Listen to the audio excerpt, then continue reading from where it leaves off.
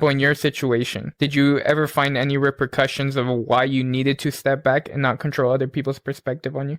Like, I think definitely, and that's from like a pretty large source of people. Like, that's from like cis people, that's from like even people within the queer and trans community. Hmm. Yeah, like, cause again, once you start like labeling things and kind of specifying and putting a lot of emphasis on that, Yeah. I feel like there's going to be pushback on like either side because there's always that like, oh, well, you're not like this enough. Yeah. Like there Yeah. are certain like requirements that you have to meet in order to be like non-binary enough. Hmm. That was always a weird thing for me as well, especially being a person of color, especially being, an AFAB person, What does like AFAB mean? assigned female at birth. Okay. Okay.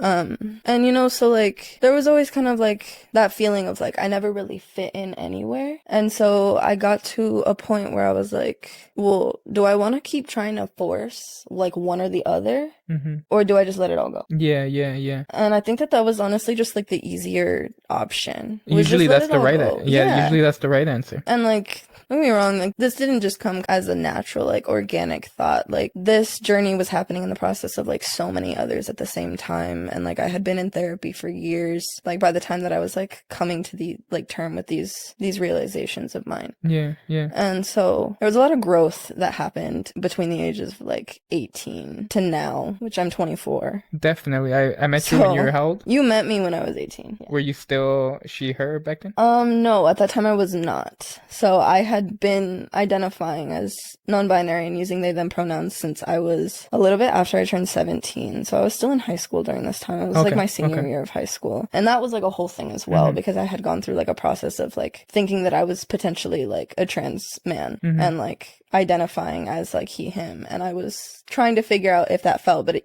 like fit, but even then it didn't feel right. And it wasn't until like I had done a little bit more research and then I realized like there kind of was that like middle kind of gray area that I felt like I fit within that made sense for me. And that's when I really did start using the they them pronouns, and that was my senior year of high school. Okay. Yeah. Okay.